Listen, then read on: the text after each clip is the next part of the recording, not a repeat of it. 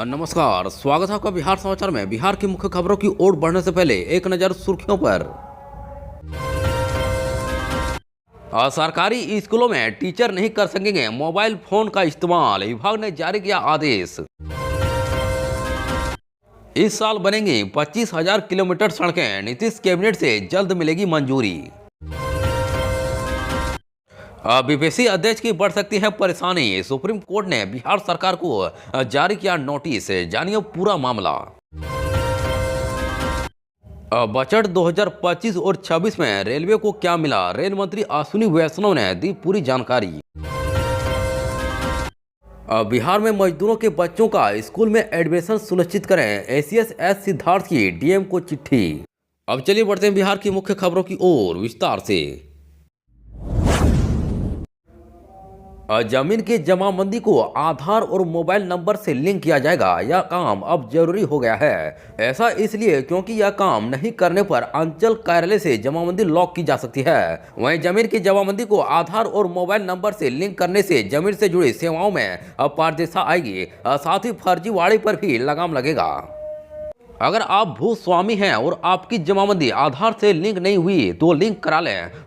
वहीं राजस्व एवं भूमि सुधार विभाग ने इससे जुड़ी जानकारी साझा की है। वहीं विभाग की तरफ से बताया गया कि जमाबंदी को आधार से लिंक करने की क्या प्रतिक्रिया है, इसके फायदे भी बताए गए हैं। वहीं जमाबंदी को आधार से कैसे लिंक करें, अपने नजदीकी राजस्व कर्मचारी या अंचल कार्यालय से संपर्क करें।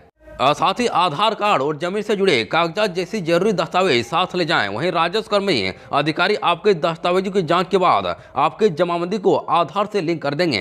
दरअसल आधार को जमाबंदी से लिंक करने पर जमाबंदी में कोई बदलाव होता है तो इसकी जानकारी आपको सीधे मोबाइल पर मैसेज के माध्यम से मिल जाएगी। वहीं और आधार को जमाबंदी से लिंक करने पर आपकी जमाबंदी के खिलाफ कोई म्यूटेशन आवेदन दाखिल होता है तो इसकी जानकारी भी मोबाइल पर आ जाएगी।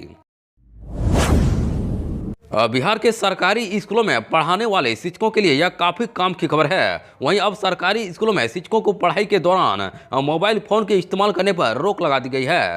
हालांकि शैक्षणिक गतिविधियों या किसी जरूरी बात पर टीचर मोबाइल फोन का इस्तेमाल कर सकते हैं। दरअसल इसको लेकर पिछले कई दिनों काफी शिकायत सुनने को मिल रही थी, उसके बाद यह एक्शन लिया गया है। दरअसल राज्य के सरकारी स्कूलों में पढ़ाई के दौरान मोबाइल के इस्तेमाल पर पूरी तरह से रोक लगा दी गई है। वहीं शिक्षक अपने मोबाइल को कार्यालय में जमा करेंगे या फिर बैग में साइलेंट मोड में रखेंगे। वहीं निरीक्षण के दौरान यदि शिक्षक मोबाइल का इस्तेमाल करते मिले तो उनके खिलाफ विभागीय कार्रवाई होगी। यदि छात्र भी शिक्षकों की शिकायत करते हैं तो जांच के बाद एक्शन लिया जाएगा। दरअसल इसको लेकर खुद शिक्षा विभाग के अपर मुख्य सचिव ने निर्देश जारी कर दिया है। दरअसल पिछले दिनों सरकारी स्कूलों में शिक्षक द्वारा रील बनाने, पढ़ाने के दौरान बातचीत करने और व्हाट्सएप पर चैट करने की शिकायत छात्रों की तरफ से मिल रही थी। वहीं ऐसे में छात्रों का कोर्स भी समय पर पूरा नहीं हो रहा था। दरअसल इस रिपोर्ट में छात्रों को गणित, हिंदी, विचारण सहित अन्य विषयों में भी कमजोर बताया गया था। दरअसल यदि छात्र भी शिक्षकों की शिकायत करते हैं तो जांच के बाद एक्शन लिया जाएगा। इसको लेकर खुद शिक्षा विभाग के अपर मुख्य सचिव ने निर्देश जारी कर दिया है। बिहार की 25,000 किलोमीटर ग्रामीण सड़कों की डीपीआर तैयार हो गई है। दरअसल इसको लेकर ग्रामीण कार्य विभाग अब तक 20 जिलों की सड़कों की मंजूरी लोक वित्त समिति से ले चुका है। वहीं बाकी जिलों की सड़कों की मंजूरी भी जल्द ही ली जाएगी। इसके बाद राज्य की नीतीश कैबिनेट से इन सड़कों की मंजूरी ली जाएगी। वहीं सरकार के कैबिनेट से मंजूरी मिलने के बाद सभी सड़कों के निर्माण के लिए चरणवार तरीके से निविदा यानी टेंडर जारी हो जाएगी।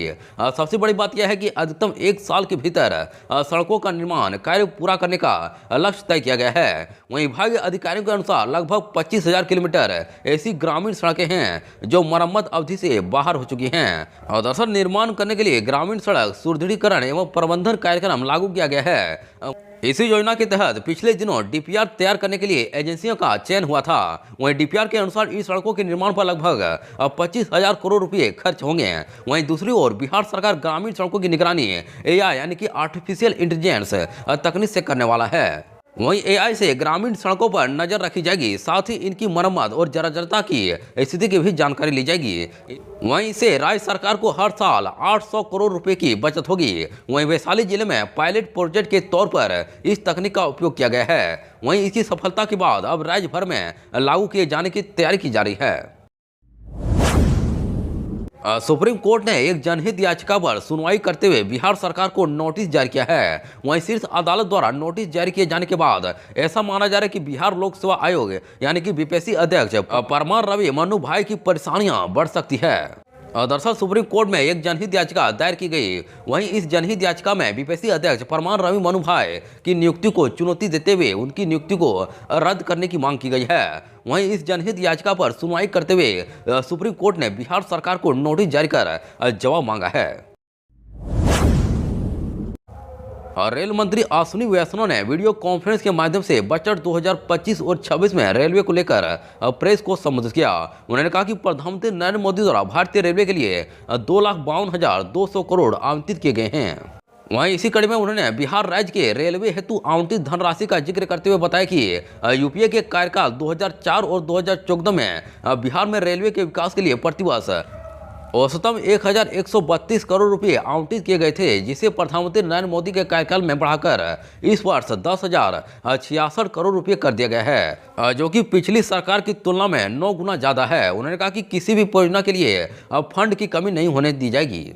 वहीं रेल मंत्री ने कहा कि बिहार में जहां 2009 और 2014 के मध्य औसतन प्रतिवर्ष 64 किलोमीटर नई लाइन का निर्माण होता था, वहीं 2014 से 2024 के मध्य औसतन प्रतिवर्ष 167 किलोमीटर नई लाइन का निर्माण हुआ है, जो लगभग 2.5 गुना ज्यादा है। इसी तरह बिहार में जहां 2009 और 2014 के मध्य औसतन प्रतिवर्ष 30 किलोमीटर रेलवे ट्रैक का विद्युतीकरण होता था, वहीं 2014 से 2024 के मध्य औसतन प्रतिवर्ष 275 किलोमीटर रेलवे ट्रैक का विद्युतीकरण हुआ है, जो लगभग 9 गुना ज्यादा है।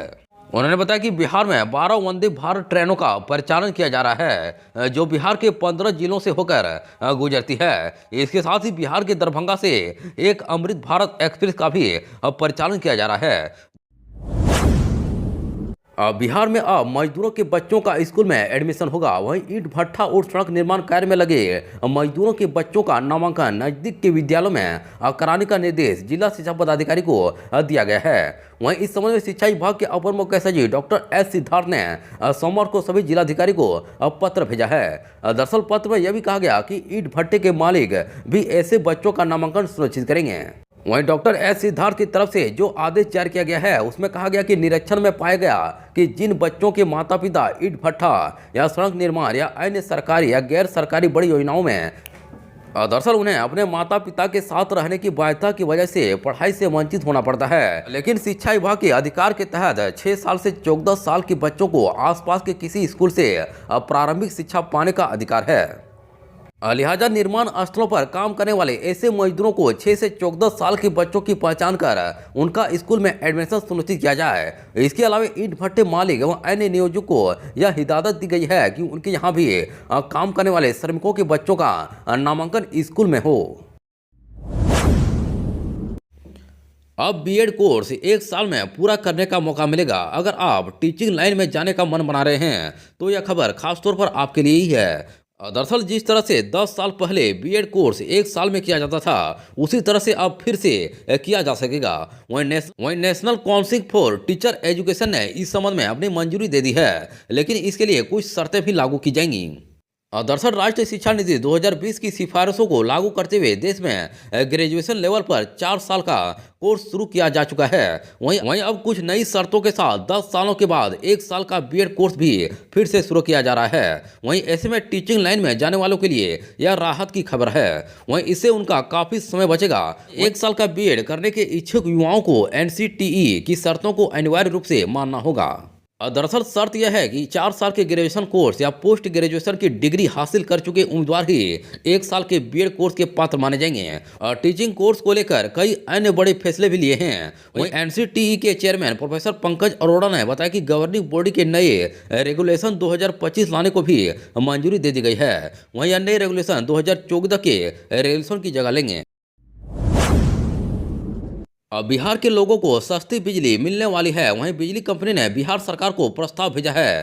दरअसल 1 अप्रैल से रियासत लागू होने के बाद बिहार में गरीबी रेखा से नीचे गुजर बसर करने वाले बीपीएल और घरेलू उपभोक्ताओं को बड़ी राहत मिलने वाली है। दरअसल बिजली कंपनी ने ग्रामीण इलाकों के बीपीएल और घरेलू बिजली उपभोक्ताओं को सस्ते दर पर बिजली देने का प्रस्ताव सरकार के पास भेज दिया है।